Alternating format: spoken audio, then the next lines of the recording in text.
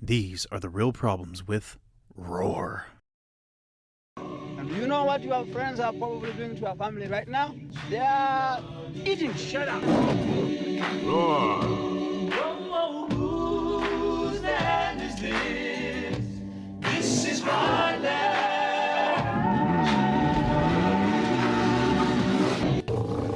Roar.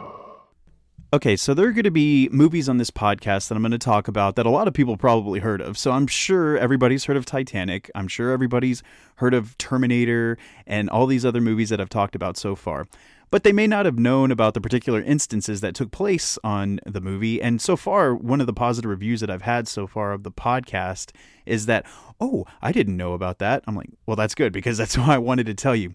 But this week's movie is a movie that I have neither seen nor knew of any of the occurrences that take place. So it was brand new to me to watch this movie, and that movie is 1981's Roar. This movie, I don't even know where to start talking about this movie. This movie is absolutely insane.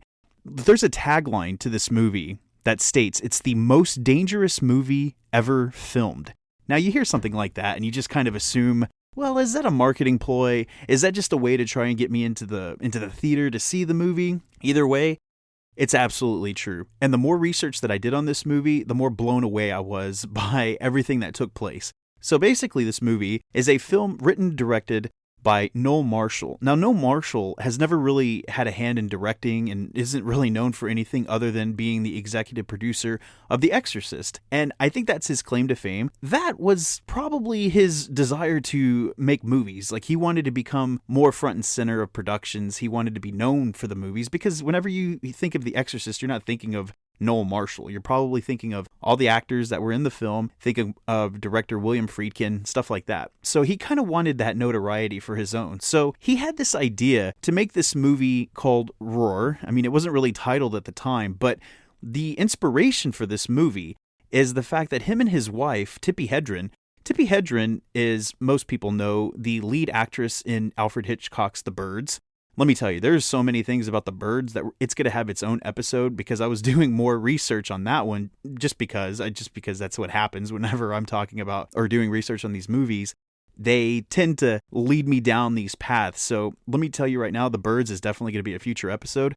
But back to this one. So Tippi Hedren is his wife, and they are strong conservationists. Like, they love lions and the African wildlife because they had gone there on a vacation one time on safari and just fell in love with the environment, fell in love with all of the animals that were out on the safari that they saw. So they decided to bring home some of these animals, and I guess they domesticated them from birth. And it's just kind of bizarre because there are pictures of Tippi Hedren's daughter, Melanie Griffith, yes, that Melanie Griffith, working girl Melanie Griffith, the famous actress, she is seen as about a 10, 11-year-old girl laying in bed, just, probably on a weekend enjoying her day off from school. Oh, but just with a giant baby lion right next to her in the bed as if it was just a sweet little puppy or cat that you have in your normal household. So yeah, that's kind of their thing. They were bringing in these animals, they were domesticating them. And I'm not too familiar with this type of environment,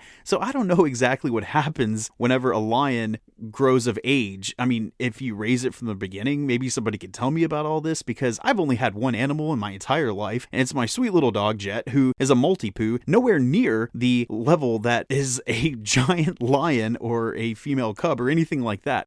So I guess I'm under the assumption that, like White Fang, if you domesticate a dog or a wolf or a lion, you can be okay with it. I don't know. Somebody has to tell me about that. So yes, that was the inspiration for Roar. Noel Marshall thought, we could make a movie about this, bring awareness to the Pride Lands, like it's the Lion King or something. So let's just go ahead and make a movie about this. My understanding of the movie, even before I watched it, was that it was a documentary, because the way that some of the footage that I have seen prior to the full watch of the movie was that it's handheld. It looks like a documentary. There isn't anything that's very, how should I say it, scripted, because they decide to make this movie and the plot is very thin. And I don't really understand if this was going to be a horror movie or if this is a family film like Swiss Family Robinson or something. But when you watch the actual movie, it is terrifying. And I can guarantee you that this movie is easily one of the most suspenseful movies I have ever seen in my entire life. It is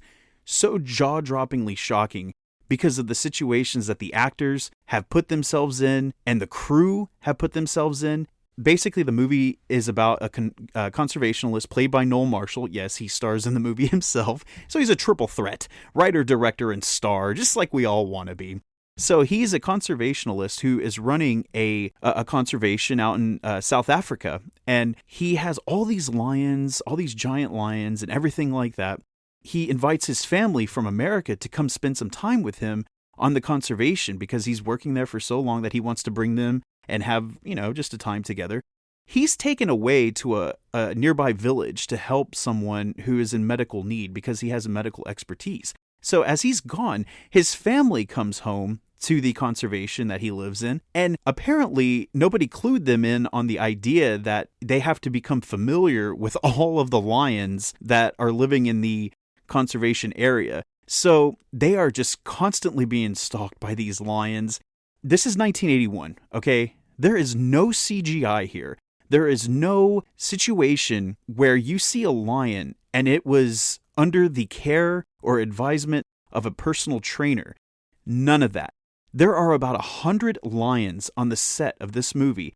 I guess the rule at the time was that you had to have 2 trainers per lion. Yeah, that didn't happen. Apparently, they would have required at least 300 trainers on the set, and this guy isn't in the interest of doing anything like that. He wants to just get the shots done, and that's another thing, that this movie is notorious for having one of the longest shoots. I think it took 11 years to finalize the entire film. It's pretty ridiculous. So the family shows up, and they're walking around, and these lions are just on the loose. They're chasing them. They are, and the actors and actresses are terrified. Mind you, the only people crazy enough to do this movie were actual family members of Noel Marshall. So you had Noel Marshall, his wife, Tippi Hedren, who plays his wife in the movie, and you have his oldest son, John Marshall, who plays his son, and I believe there was another son there as well that was also his son. Melanie Griffith, this is one of her first roles. And she was about, I think, I should have got the age, but I think she's about 15, 16 years old. You see her, she's a baby-faced teenager. She is not the daughter of Noel Marshall. She is actually his stepdaughter. And much like his sons, he had those sons before he married Tippi Hedren. So they don't have any children together. This is kind of like a Brady Bunch scenario where they all come together. Instead of that nice house in California, they're in this conservation in Africa. They are all there filming this movie, and it's absolutely insane. I want everybody to take a chance. It hasn't been released yet. It's going to be remastered soon. I know that the Alamo Drafthouse did a reprint of the movie and showed it, and people were freaking out because it's just borderline exploitative because of how things are handled, how the actors are. Okay, don't worry. I'm going to get into specifics of this because it's just too crazy not to talk about. The movie opens with a disclaimer that says none of the animals were hurt or injured during the filming of this film, or the filming of this movie, but 70 cast and crew members were severely injured.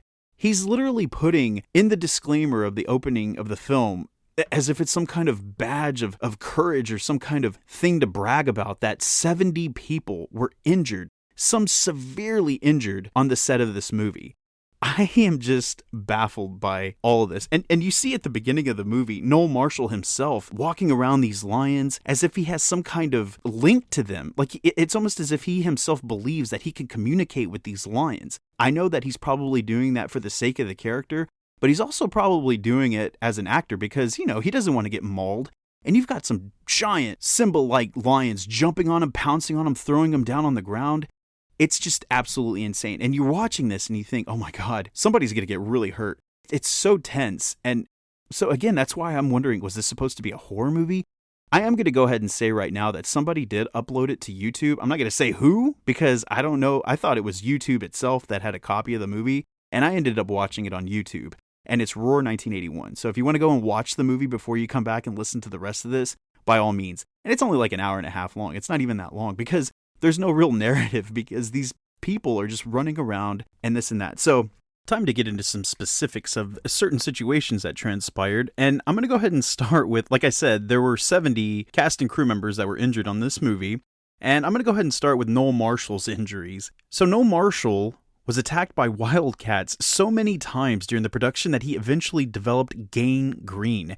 I mean, I guess he wasn't showering, he wasn't cleaning his wounds, the scratches, all the stuff that was inflicted upon him while he was just running around with these lions and other wild animals. He was clawed by a cheetah in one incident. It took several years for him to recover from all of these injuries. I guess he wanted to lead by example by going around and running around all of these animals, but he actually wasn't the first one to be attacked. Before filming even started, Noel Marshall's son, John Marshall, was the very first victim when he was attacked by a lion who clamped its jaw on John's head, and it took 25 minutes for the lion to let go of John's head. They were prying, they were pulling, but they didn't want to come off too aggressively because if he had clamped down any further, he could have just bitten his skull completely in half. So they had to take this as a very slow and methodical approach because you don't want to just try to take something out of, you wouldn't want anybody to take food out of your mouth. So that's apparently what this lion thought of John Marshall's head. As they finally were able to get him free of the lion's grasp, it wasn't because they pried the jaws open. No, it's just because the lion was ready to let him go. He was rushed to a hospital, and the result was 56 stitches all along the back of his skull. Now, moving on to Assistant Director Doran Copper, he was attacked and mauled by a lion during production. No shocker. He had his throat bitten open, his jaw was bitten, and one of the lions attempted to rip one of his ears off. He was also injured in the head, chest, and thigh. Although it was reported that the attack nearly proved fatal, it also stated that in the Santa Cruz Sentinel on July 9th, 1978, they printed a quote from a nurse saying his injuries were acute, although what this really means is that his injuries were sudden and traumatic. He also reported as being conscious and in fair condition due to all of these injuries that he sustained.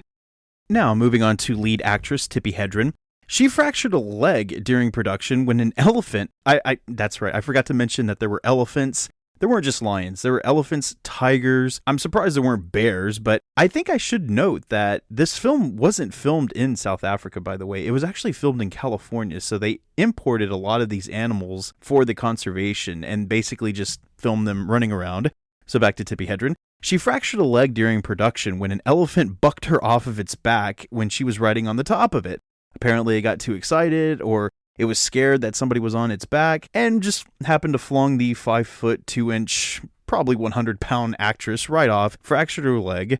Hedren was also bitten on the back of her head by a lioness, specifically called Sherry, and received 38 stitches to the open wound. The incident can actually be seen in the finished picture. As a matter of fact, you could see a lot of these incidents in the final process or in the final print. Why waste a good animal mauling? So Hedren is hanging onto a branch in one of the scenes, and there are about 34 lions that are running past her, but it just so happens that the 35th lion decides to take a bite at her head.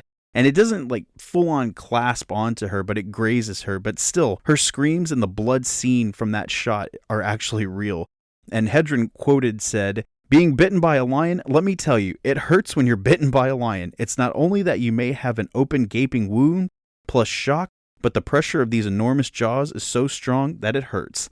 I think that isn't really much of a groundbreaking quote. I think that can apply to pretty much anybody. It's still traumatizing, to say the least. We have two more injuries that I wanted to discuss in this episode. The next one happens to be cinematographer Jan de Bont. Jan de Bont, this is his first film. He finally breaks into Hollywood, gets to be the cinematographer of this particular picture. He was really intrigued by the notion of shooting these lions like it's a documentary style. Basically, he thought he was shooting something for National Geographic. He was aware that it was a movie, but I guess that was the approach that he was taking. So he wasn't fearful at all to get kind of into the weeds and kind of get into the nitty-gritty of some of these pride attacks. And when these prides are around each other, they go at each other. They're fighting, they want to mate. It's just all kinds of rounded up hostility, aggression. But they're lions. So Jan de Bont once said, "It was also pretty dangerous. Roar is the only picture I almost lost my head over. It was frustrating at times, but I was hooked. The cats were fascinating. They never did the same thing twice. The technical problems were gigantic. When you shoot with 5 cameras simultaneously, each has to ingeniously disguised so that they appear in the shots. This is the first Hollywood film that I ever shot, and I'll never be the same again. What he means by that is that there was a situation where he really wanted to get a shot kind of from the bottom looking upwards at some of these animals. He wanted them to basically walk over him. He wanted to get, I don't know how to explain it. It's more of an upward shot. So what he did was he dug a one-person trench, basically this big hole in the ground, so that way he could sit in this hole and have some of these lions run over the hole, so that way he can get that underneath shot that he was looking for. Well, he actually got it, but he got it at the state of his own skull, because what happens is that one of the lions didn't know what he was. He didn't know what it was doing down there. It could have been food, could have been an oversized rat, didn't know, but it clawed at Jan de Bont, and it scraped the back of Jan de Bont's head so far open, it split his skull in half. The fact that he's still alive, it's a minor miracle, because he was rushed to the hospital. And get this guy came back and shot the rest of the movie after staying a week in the hospital. I mean, it's just production delay after production delay because of these injuries. Now, let me tell you something that's so important about Jan de Bont. Jan de Bont went on to shoot some massive action movies in the 80s, like Die Hard. He was the cinematographer of Die Hard. And not only that, but his directorial debut is one of my personal favorite films, Speed, with Keanu Reeves, and Twister with Helen Hunt and Bill Paxton. He's the director of both of those movies. So the fact that some of these lions almost robbed us of the brilliance that's Speed and Twister, I mean, I kind of take personal offense to that already. It's just amazing that with that skull being ripped open, him still being alive is just a minor miracle. Speaking of minor miracles, the final injury that I wanted to talk about during the production of this movie is Melanie Griffith herself. Now, Melanie Griffith had shown some apprehension about wanting to go shoot this movie and be a star of it, so she actually initially declined the offer to star in the film, and one of her personal friends was going to be in the movie. It's someone that we had never heard of. Upon shooting for a couple of days, her friend expressed how much fun she was having, and people are assuming that she might not have been telling the truth because Melanie Griffith said, okay, I want back in, and since her entire family was behind the production of this movie, they obviously let her come back. So she comes back, and there is one scene that is in the movie, mind you, and it's absolutely haunting because Melanie Griffith is laying down on her stomach on the ground, and there is a lioness that basically climbs on her back, and it's kind of playing with her. To a lioness, it's like playing with a little doll, but to us, we're getting torn apart because, I mean, we don't compare to the size, that kind of physicality. There is a point in the movie. Again, yes, it is in the movie. The lioness grabs and pulls back on her hair, and you can actually hear Melanie Griffith say, no, no, no, no, no, no, no. And she's freaking out. Now, this part wasn't what you get to see on the movie, but apparently the lioness took offense to that and swatted at her face. And when it did that, it tore open half of her face, and she had to have full-on facial reconstructive surgery. Now, if you've seen Melanie Griffith, you wouldn't think that something like that completely mauled her face because, in the 80s especially, she was considered one of the most beautiful actresses in Hollywood. She went on to be nominated for Golden Globes, Oscars. Even her legacy continues with her daughter, Dakota Johnson. You would never have known this complete massacre took place. What's even more surprising is that she still went on to be an animal rights activist along with her mother, Tippi Hedren. I think that's kind of the big takeaway from all of this stuff. I mean, because you would think something like that would make them never want to be around these animals ever again. But it only enhanced their desire to want to help them, to protect them. So I guess that's one good turnabout from that. Just the fact that Melanie Griffith survived that is just crazy. Also, the fact that it's still in the movie is pretty disgusting. I guess I should go on to say that Noel Marshall and Tippi Hedren didn't really last too long in their marriage after this movie. Yeah, they got divorced pretty much a year after the movie was released, so there wasn't even really a happy story there. I also should note, now this is a disclaimer for all of you animal fans out there, and I know that this kind of stuff is difficult to talk about, especially if you love animals. It has to be said that the movie opens, like I said, with the disclaimer that no animals were harmed in the making of this movie. That couldn't be further from the truth. And it's just another lie that Noel Marshall kind of put out there into the world because he didn't want his movie to get blacklisted. He didn't want animal lovers. I mean, that's who he wanted for this movie, were animal lovers. That's who he wanted to see this movie. So apparently there was a brush fire, and in this brush fire, a cheetah slashed at him, and that was another wound that he inflicted. But in this brush fire, 3 of the main character lions died in this brush fire, and he was trying to help them get out of it, but the brush fire was of natural occurrences. It was nothing to do with anything that they were doing for the production of the film, but unfortunately 3 lions lost their lives. 3 of them were main characters of the movie as well.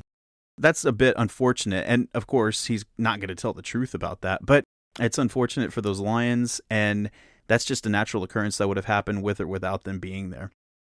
Couldn't find too many audio interviews about this particular situation because nobody really wants to talk about it. They just kind of wanted to move on. And let me tell you, I was scouring the internet for something from Melanie Griffith because I really wanted to hear her perspective on this movie. And it should be noted that not only did her parents, or her mom, Tippi Hedren, and Noel Marshall divorced, on the day of her surgery, she never went back to the set. So luckily they filmed everything that they needed with her to be in the movie.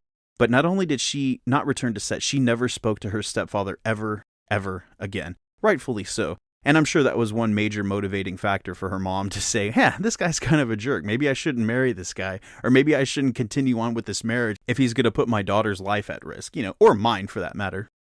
That's another good lesson learned.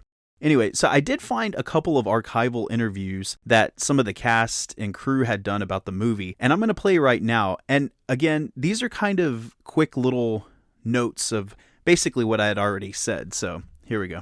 As soon as the trainers for these Hollywood acting animals heard that we were going to have maybe 25 or 30 big cats working together, they laughed at us and said, this can't be done. This is, there's, because of instinctual dictates to fight. And they suggested that we acquire our own animals to do this, introduce them carefully, and the first one was a rescue. Melanie was crouching down, and another young lioness jumped on her back and put her paws in front of Melanie's face. And instead of Melanie going backwards with the cat, she went forward, and the claws just, ripped that beautiful little face.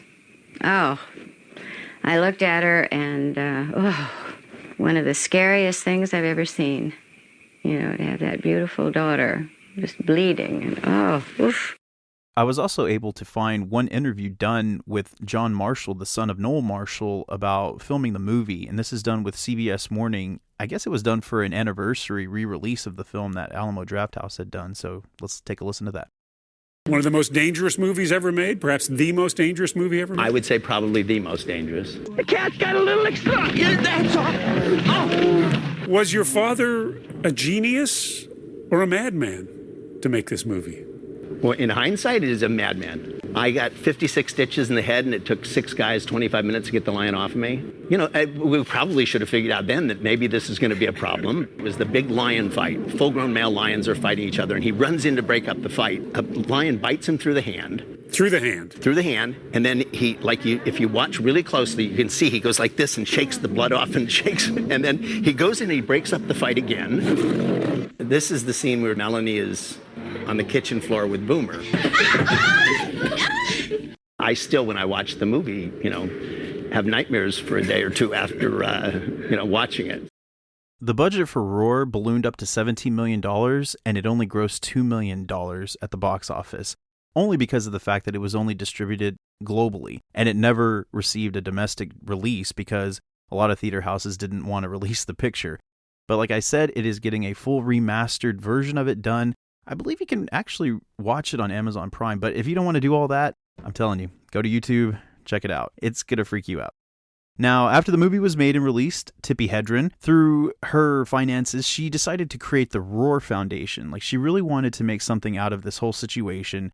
It was very traumatic for everyone involved, and so she created the Roar Foundation, which still to this day continues to raise funds for the care and protection of lions, and especially from that movie. Their descendants are also cared for from that movie, and I guess the preserve is at Shambhala Preserve in Acton, California.